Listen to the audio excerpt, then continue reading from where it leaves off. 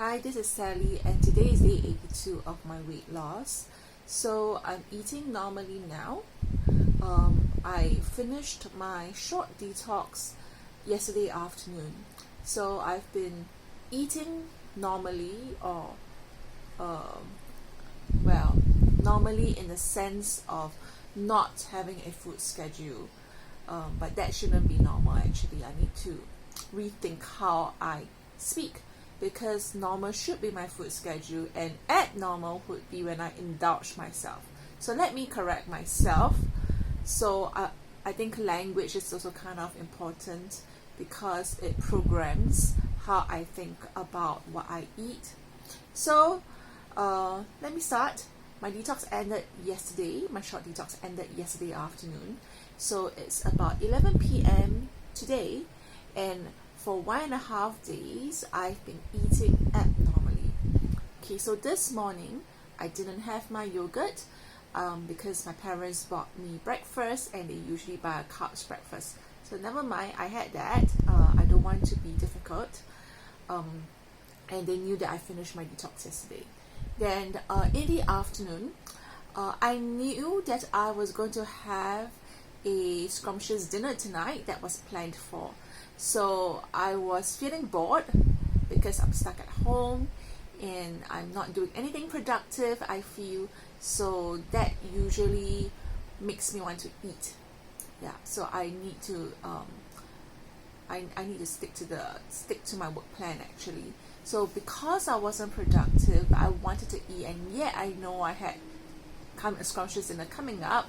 I tried to mitigate the damage by having soup. So what I did was I threw something together that was pretty easy to make. So I had my carrots, and then I added 2 garlic gels inside. That's for the immunity, and I added kelp. That's for my hormonal imbalance. So it's great that I can add some of my supplements to my food prep. So I had my carrots, my crab sticks, and my crab sticks are not real crab sticks. They're actually, I think, made of fish paste. And I added ikan bilis, which is a kind of fish, seasoning powder for the taste. And then so I just boiled it together with a bit of ginger. And I planned that because I wanted to eat something, but I didn't want to go for instant noodles. I didn't want to go for anything carbs. So I had that, and then I think I had 2 small shares of ice cream. So meaning about 2 scoops or 3 scoops altogether. Spoons, not the actual scoop as in a ball of ice cream. So I thought it wasn't that much. I just wanted to satisfy some craving. And then at night I had a scrumptious dinner, but not like a buffet, right? So I ate abnormally today. Okay, so let me tell you the consequence. This morning when I woke up after I went to the toilet, then brushed my teeth. Usually at that point of time, I will weigh myself, and I'll usually be at the lightest just when I woke up. So I was at about 61.5 or 61.85, I can't remember, but it was 61 point something, which was great because I wanted to be 61 point something. I had been like 63 point something before the detox, and sometimes in the mornings would be 62 point something. So 61 point something was great. Before I made this video, I weighed myself again, and I was at a freaking 63 point something, right? And this isn't after a full buffet, and I weighed myself not straight after dinner either, so I had a few hours to digest. Yes, so what did I learn? 2 kg within the day, and not right after a meal. I am not at my lightest either, so it'll be interesting to find out how much I weigh tomorrow morning. So what did I notice about myself? And I think it's important to note what you eat, what you weigh. Sometimes the weight would come in permanently a few days later, it's a cumulative effect. I don't really think that whatever we eat immediately there's an immediate reflection, but it's not immediately put on as weight, because interestingly, even through my detox, right, I wasn't eating much, but I would put on weight during the day, and then the next day when I wake up and at my lightest, when I actually weigh myself, I would inevitably like lose weight during the night. Yeah, but anyway, it was still interesting to see the variation within the day and look at my what I've eaten. And yeah, it was shocking because I expected myself, even after the food, to be about 62 point something, because I expected that I lost 1 kg during the short detox. But and since this morning was 61 point something, so I thought, oh, okay, I ate abnormally, but I didn't eat that much. So I expected a 1 kg addition. I didn't really expect a 2 kg addition. Yeah. So I'm not sure what this means. I think in my experience so far, it feels like I put on weight pretty fast because my body's so responsive now.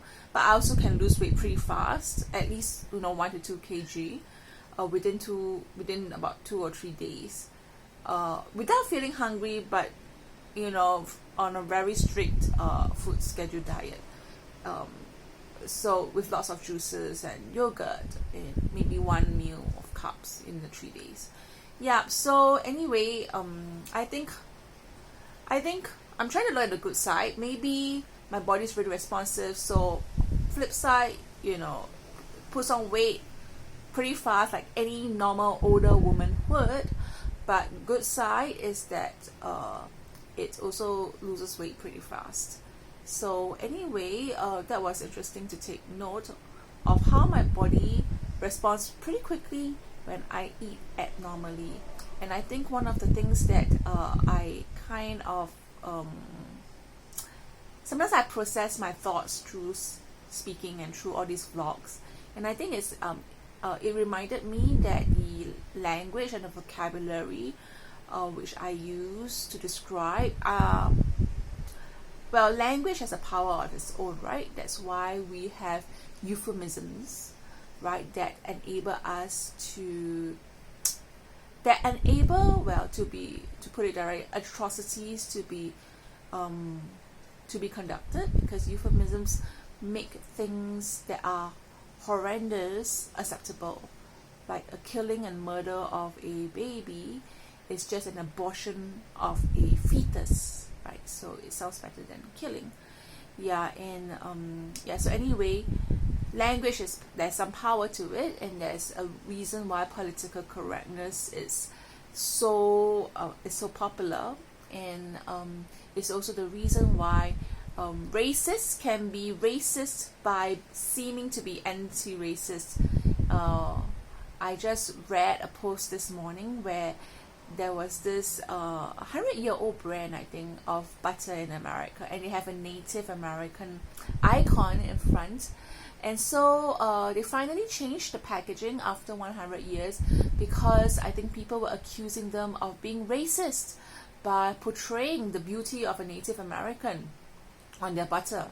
And I thought to myself, isn't that cultural not appropriation, isn't that cultural appreciation, to represent the beauty of the Native American on a popular brand, so that people will know about it and admire, this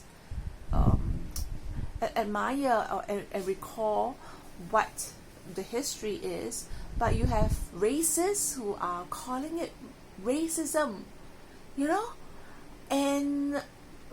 and so the 100-year-old brand is, forcing the 100-year-old brand to repackage and become more politically correct. So it's really, really interesting that racist people are saying that what they're doing are not racist, are promoting harmony. So anyway, that's the power of language. So it can work both ways, right? So if you realize that the knife is sharp, you work it to your advantage. So I think and that's how they program the mind, and that's how they persuade people, and that's how we persuade ourselves as well, right? So I think I want to be aware and note the words and language I use, not only for weight loss, I think, but also how I talk to myself, self-talk in my thoughts as well. So yeah, so in summary, I think I shared quite a few things. I'll put it in the title. So I hope you enjoy the sharing, and I'll see you in the next video.